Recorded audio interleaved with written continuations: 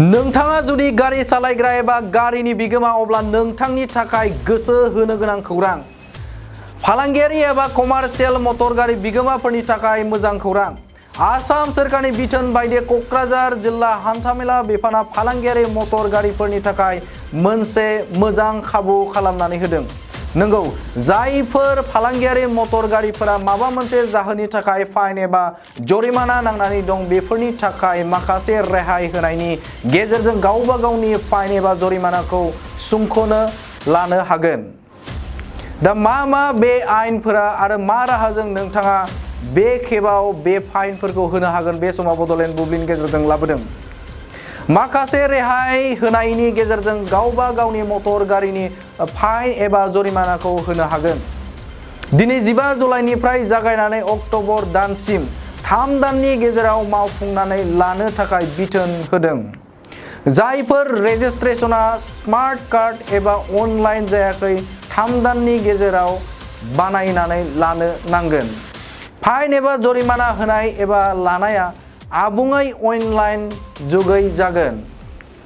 बे बिथिंखौ बिथा खालामनानै दिनै क'क्राझार जिल्ला हान्थामेला बिफाननि अफिसार दजेन बसुमतारी बिथाङा क'क्राझार सोहोरनि माखासे मटर गारिफोरनि गौथुम एबा एस'सिएशननि बिबानगिरिफोरखौ लेंहरनानै जिल्ला हान्थामेला बिफाननि मावखुलियाव सावरायलायदों।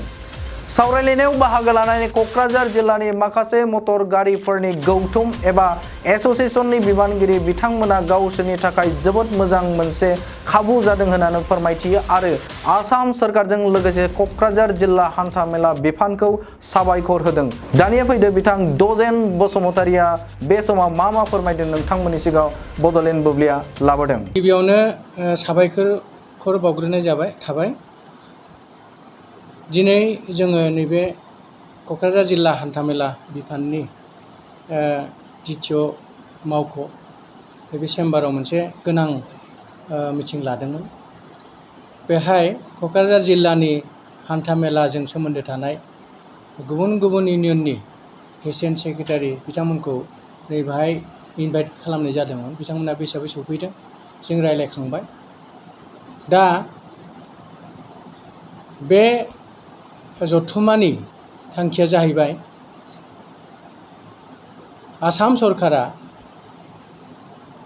गारि बिगोमाफोर, मेइनलि कमार्शियेल भेहिकल्स, जायफोर माने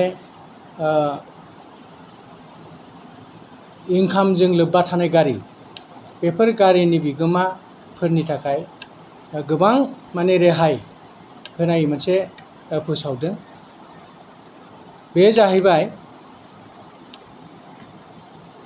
कमार्शियेल भेहिकल्स जेरै ट्राक, डाम्पार, बास, उइंगार, पिकआप भेन, टेम्प', इ-रिक्सा माने टट' होनो जायखौ जों, बेफोर गारिया सोरबा जुदि बिराद गोबावनिफ्राय टेक्स होनो हायाखैब्ला, सोरबा जुदि बिराद गोबावनिफ्राय फिटनेस सार्टिफिकेटखौ बानायनानै लानो हायाखैब्ला, बिथांमोननि थाखाय सरकारा माने रेहाय होनाय माखासे बिथांखि लादों। बेयो जाहैबाय नैबे जुलाइनि 15 थारिखनिफ्राय, थारमाने दिनैनिफ्राय 3 माससिम दिनै जागायजेनबाय। बे 3 मासनि गेजेराव सोरबा जुदि गावनि फेल जानाय माने फिटनेस फेल जानानै दङब्ला, बेखौ जुदि बानायनानै लानो फैयोब्ला खुब खम माने रेहाय मुल्यआवनो गावनि माबाफोरखौ कागजफोरखौ आपडेट खालामनानै लानो हागोन। माने ओरैहाय नर्मेलि मा जायो, कमार्शियेल गारिनि फिटनेसा फेल जायोब्ला सानसेयाव 50 थाखा करि फाइन जायो। नाथाय नैबे मास मोनथामनि गेजेराव जुदि सोरबा फैयोब्ला, सोरबा जुदि थिग खालामनानै लानो गोसो जायोब्ला, बे 50 थाखानि जायगायाव मात्र 10 थाखा होबानो जागोन। सानसेयाव 10 थाखा। ओरैनो नर्मेलि मा जायो, सानसेयाव 50 थाखा करि 1 बोसोराव गंसे गारिया जुदि फेल जानानै दङब्ला फिटनेसा 18,250 थाखा जायो।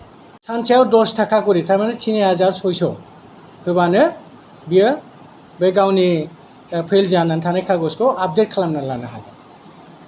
बे जाहैबाय माबानि बे इ रिक्सा बा टेम्प' बे टाइपनि गारि, थारमाने 3 हुइलार गारिनि। खिन्थु दस्रा गारिनि थाखाय बे रेटआ दस्रा जानानै जायो। जेरै डाम्पाराथ' माने गिदिर गारि, बे हिसाबै डाम्पारा 50 थाखानि जायगायाव माने 25 थाखा करि होनांगोन आरोखि सानसेयाव, माने 50%। थिग बेबायदिनो साखा खब्रै गारि जेरै उइंगार बा पिकआप भेन बेफोरबायदि गारिया 50 थाखानि जायगायाव 20 थाखा होबानो जागोन। आरो थिग बेबायदिनो ट्रेक्टर गामियावथ' बिराद ट्रेक्टर थायो, बहुदा माने बिराद गोबाव माबा होआ, फिटनेस खालामनानै लानो हाया, सोरबा टेक्स होनो हाया, बेफोरबायदि मेरला दं। थ' बिसोरनि थाखाय मा खालामदों सरकारा, बै 50 थाखा फाइननि जायगायाव सानसेयाव 15 थाखाल' लागोन। गतिके बे सुबिदाया मास मोनथामनि थाखायल'। दिनै जुलाइनि 15 थारिख, दिनैनिफ्राय जागायनानै मास मोनथामसिम, थारमाने जुलाइ, आगष्ट, सेप्तेम्बर, अक्ट'बरनि 15 थारिखसिम बे मास मोनथामनि गेजेराव खामानिखौ मावनानै लानांगोन। दा बे बेलायाव मोनसे स्पस्त भाबै गभर्नमेन्टनिफ्राय बुंनाय जादों जे बे सुबिदाया खिन्थु मास मोनथामनि थाखाय लास्ट चान्स हिसाबै फैदों। मानोना बेबादि सुबिदाया आरो नेक्स्ट टाइम जेब्लाबो फैनाय नंला होननानै सरकारि भाबै एकदम स्पस्त'यै बुंनाय जादों। दा ओंखायनो बे मास मोनथामनि गेजेरावनो बयबो खालामनानै लानांगौ जों खावलायो। दा बेवहायनो मोनसे खोथा दंबावो, बाथ्राया जाहैबाय बे मास मोनथामनि गेजेराव जुदि सोरबा खालामनानै लायाखैब्ला, लानो हायाब्ला, मास मोनथामनि उनाव खिन्थु गभर्नमेन्टआ बहुद बेफोरबादि गारिनि एगेन्स्टै खिन्थु बेबस्था लागोन। आरो बे बेबस्थानि दारै बेफोरबादि गारिखौ हयथ' थिखांनानै लायनोबो हागौ आरो सिदा स्क्रेपआव हरनो हागौ। अब्ला खिन्थु गारि बिगोमाया जेबो बुंनो हानाय नङा। गतिके बे टाइम थानायावनो बिसोरो बाङाय रेटआवनो, खम रेटआवनो, बहुद खम रेट, जेराव 50 थाखा फाइनमोन बिनि जायगायाव खालि 10 थाखाल' लानो नागिरदों। खिन्थु बे सुबिदाखौ लानांगौ आरोखि। आरो बेजों लोगोसे आरो मोनसे खोथा दंबावो, बे जाहैबाय आंथ' फिटनेसनि खोथा बुंगासिनो दं। कमार्शियेल भेहिकेला टेक्सबो होनांगौ, नङा होमबा? थ' टेक्सनि खेथ्रआवबो बहुद गारिया बहुद बोसोर टेक्स होयि दङब्ला, नैबे मास मोनसेनि गेजेराव गिबि मासाव जुदि गावनि बखिया थानाय टेक्सखौ होयोब्ला 50% बियो माने रेहाय मोननो हागौ। थिग बेबायदिनो नेक्स्ट मासाव होयोब्ला 20% बियो रेहाय मोननो हागौ।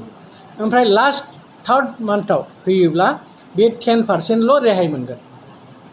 बिनि ओंथिया जाहैबाय रेहाय मोनगोन, ओमफ्राय गोबावजों होयोब्ला बे खम रेहाय मोनगोन। सिदा बाथ्राया बे। ओंखायनो आं गारि बिगोमा बिथांमोनखौ, गारि सालायगिरि बिथांमोनखौ खुब गुरैयै खावलायनो नागिरदों, बिथांमोना दिनैनिफ्राय जागायनानै जुलाइ, आगष्ट, सेप्तेम्बर, अक्ट'बरनि 15 थारिखनि गेजेराव, जुलाइनि 15 थारिखनिफ्राय अक्ट'बरनि 15 थारिखनि गेजेराव नैबे सुबिदाखौ माने इउटिलाइज खालामनानै, बे सुबिदाखौ लानानै खम मासुलावनो गावनि फेल जानानै थानाय गारिनि कागज पत्रफोरखौ बानायनानै लानो हायो। गोजोन्थों। प्रसेसा ओरैबादि, थिग खोथा, बिराद मोजां खोथा सोंदों, बहुदा बेखौ मिथिया, बेखौ आं स्पस्त भाबै बुंनो नागिरदों। बेवहाय खुनु गोनो गोथो जानो गोनां खोथा गैया। बे सोर गारिनि, बबे गारिनि फाइनआ बेसेबां बेखौ मिथिनाय, बयबो साननो हागौ जे आंनिया बेसेबां जागोन आं मिथिया। दा बेखौ जेबो साननो गोनां खोथा गैया। बेयो जेब्ला गावनि गारिनि फाइनखौ अफिसाव होनो फैगोन बा अनलाइन होगोन, अब्लानो अनलाइनाव सेट खालामनाय दंखाजोबो सिस्टेमाव। बेनि गारि नाम्बारखौ थुबानो बेनि बेसेबां फाइन जानानै दं बे सेट खालामनानै दंखाजोबो। बेनिफ्राय रावबो गोसो जानानै बारायनोबो हाया, रावबो गोसो जानानै खमायनोबो हाया। सोरबा रोंथारि मानसिया अफिसाव फैब्लाबो, रोंथारि मानसिया बे खामानिखौ मावब्लाबो बे सारेना फैसा बारा होनो गोनां जाया। बे मिथिनो लुबैथारोबा जोंनि अफिसाव फैनानै एसिस्टेन्टफोरनाव सोंफैनो हागोन, नङाब्ला टिभि बाथरि खागज जेरावबो माने सरकारा गभर्नमेन्टआ बेखौ फोसावगासिनो दङ आरो जोंना अफिसाथ' खुलाखा फैनानै सोंफैनो हागोन जोंबो एनाउन्समेन्ट होगासिनो दं मिटिं खालामगासिनो दङ माइक एनाउन्समेन्ट होगासिनो दङ बे मास मोनथामाव बे सुबिदाखौ लाथारथों बिनि उनाव बे सुबिदाखौ जिबनाव मोनफिननाय नङा गोजोन्थों बे अफलाइन एकदम गैथारा फुल्लि अनलाइन बेखिनियावनो बुंनो हायो जे किसुमान गारिया सोरनाबा जुदि अनलाइन नङाब्ला सोरनिबा गारिया जुदि अनलाइन नङाबा थारमाने स्मार्ट कार्ड जायाखैब्ला सोरनिबा गारिया नाम्बार प्लेटआ जुदि IND जायाखैब्ला RCआ जुदि दाबो मेनुवेलिनो दंब्ला बेखौ बे मास मोनथामनि गेजेरावनो बियो माने अनलाइन खालामना लानांगोन बे मास मोनथामनि गेजेराव अनलाइन खालामबासो नैबे सुबिदाखौ मोनगोन गिदिर खोथा सोंदों नोंथाङा बेखौ बहुद धन्यबाद बेखौ माने अनलाइन नङि गारिफ्रा बे सुबिदाखौ मोननाय नङा खिन्थु अनलाइन नङिफ्राबो अनलाइन खालामनानै लायोब्ला बे मास मोनथामनि गेजेराव बे सुबिदाखौ मोनगोन आरो मोनसे गोनां खोथाया जाहैबाय बे मास मोनथामनि गेजेराव सोरबा जुदि अनलाइन खालामनानै लायाखैब्ला बे खिन्थु उनावहाय बे सुबिदा बे गारिया हयथ' बेलेग धरननि माने गभर्नमेन्टआ बेबस्था लागोन थ' आङो बेखौबो खावलायनो नागिरदों जे जेसेबां गारिनि बिगोमा दं बे प्राइभेटआनो होन बे कमार्शियेल होन सब गारियानो बे मास मोनथामनि गेजेराव अनलाइन खालामनानै लाथों सोरनाबा दाबो RCआ मेनुवेल दं नङा होमबा स्मार्ट कार्ड नङा स्मार्ट कार्ड नङा माने बे अनलाइन नङा बेयो गतिके बिथांमोना अफिसाव फैनानै मा बार बेयाव सिस्टेम दं दाबो खालामगासिनो दं जोङो अफिसाव फैनानै एप्लाइ खालामबानो जों बिसोरनि चेसिस नाम्बार इन्जिन नाम्बारखौ आजिखालि कमिशनार अफिसनिफ्राय एप्रुभेल लाहरनांगौ जों अनलाइन फाथायहरो अनलाइन जों मेसेज फाथायहरो अब्लानो अट'मेटिक कमिशनार अफिसार बेखौ एप्रुभ खालामनानै हरो ओमफ्राय जों एप्रुभ खालामनानै हरबाथाय जोंनि बे अफिसाव बेकलग एप्रुभ खालामनानैसै जै एप्रुभ खालामबाय बियो अनलाइन RC मोननोसै आरोखि ओमफ्राय अनलाइन RC मोनबाथाय बियो गासैबो खामानिखौ अनलाइन मावनानै लानो हाबाय टेक्स होनाय होन पलिउसन होन आजिखालिथ' पलिउसन फेल जाबा डाइरेक्ट 10,000 फाइन गतिके पलिउसनखौ बानायनो हाया बे मेनुवेलबा गतिके बेखौ खालामनानै लानायावनो जुदि बेहा बेथिं मोजां जायोब्ला बेखौ मावनानै लाया गतिके आं खावलायगोन जेसेबां जिखि गारियानो जाथों प्राइभेटआनो होन कमार्शियेलानो होन बयबो गावनि गारिनि RCखौ माने अनलाइन खालामनानै लानांगौ बे मास मोनथामनि गेजेराव बेखौनो आं खावलायनाय थाबाय गोजोन्थों 2023-24 सोलोंथाइ बोसोरनि थाखाय गोदान मुं थिसननाय लानानै फैदों डन बस्क' डिग्री कलेज साफागुरिया देग्लायनिफ्राय डन बस्क' डिग्री कलेज साफागुरियाव बेचलर अफ आर्ट्स एबा BA नि सेथि सेमिस्टारनि गोदानै मुं थिसननाया दायो सोलिगासिनो दं चिरां जिल्लानि साफागुरियाव थानाय डन बस्क' डिग्री कलेजआ देग्लायनिफ्राय BA थाखोनि सेथि सेमिस्टारनि थाखाय गोदानै एडमिशन लानायजों लोगोसे बड', इक'नमिक्स, इंलिश, एडुकेशन, हिस्टरी आरो पलिटिकल साइन्स आयदानि थाखाय BA अनार्सनिबो खाबु दं गोग्गो सोलोंथाइनि थासारिजों लोगोसेयैनो डन बस्क' डिग्री कलेज साफागुरियाव आलादायै हौवा हिन्जावनि थाखाय हस्टेलनि खाबुबो दं जुदि फरायसाफोरा डन बस्क' डिग्री कलेज साफागुरियाव BA सेथि सेमिस्टारनि थाखाय गोदानै एडमिशन लानायनि सायाव आबुं बाथ्राखौ मिन्थिनोब्ला नैबे मबाइल नम्बर 9365519559 आव थोंजों सुला लानो हागोन